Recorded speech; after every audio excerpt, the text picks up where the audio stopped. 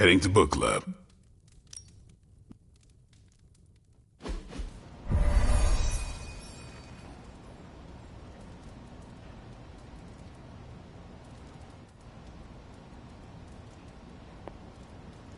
I like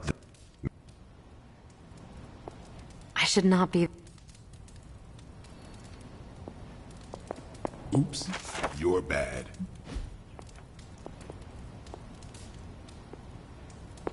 Hunter. Everyone's in a... I'm good. Carol, this was your book, so you can start. I'll throw it back to you.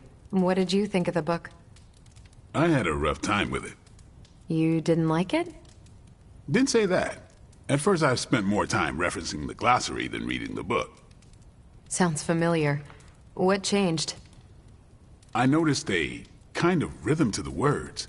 I began to see them as lyrics to a song. All that dry talk faded and it finally came together. The lyric...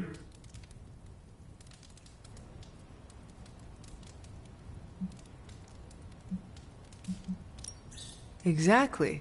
This book was about much more than farming. Exactly.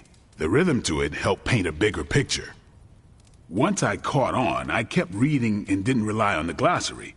I picked everything up from context. I'm surprised how much stuck with me, despite some concepts being legit alien to me. Agreed. For me, the rhythm wasn't lyrics. It was more like the book was written to a cadence. That's why I had you read it on your Spark. The mnemonic lexicon won't work with a hard copy. The what now? An ancient Cree technique. It helps you remember text that would otherwise be considered...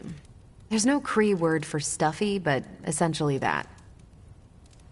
But all that's packaging. Let's get into the book itself. Hunter, did you figure out what the bloom and the harvest represent?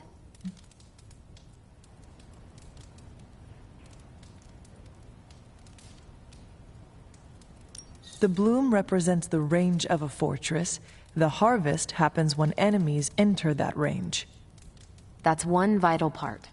You're right, the bloom can represent overlapping fields of fire, but it's more than one concept.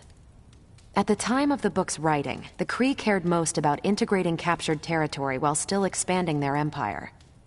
Conquered worlds came with people. Rather than treat them as prisoners, the Kree provided them with most benefits enjoyed by Kree citizens.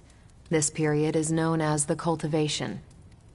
So the bloom was when they gained full citizenship under their conquerors. No, it's when the world requested it. As long as they could feed themselves with Kree farming techniques and defend their world with Kree defenses, the request was granted with few exceptions.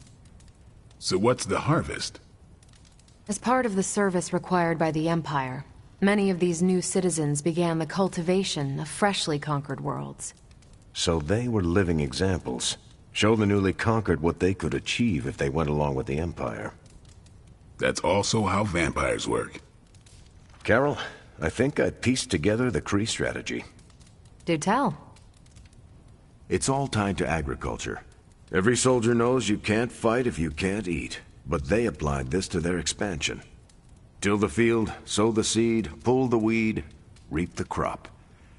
It means the Kree wouldn't advance until the territory they took was secure and productive.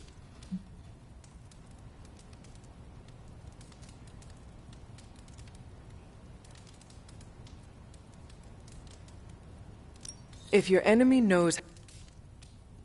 Carol, how was that? Close enough to impress me. The strategy in Volume 32 wasn't perfect, but it worked out for the Kree far more often than it failed. What happened when it failed? That's covered in Volume 33. And that's book club. Steve, you're up next. What's your book? The Mantle of Authority, by General Chester Phillips. Is this the one you keep saying I should read? The very same. Now you have to. It's book club. Before I forget, I asked Logan to join us.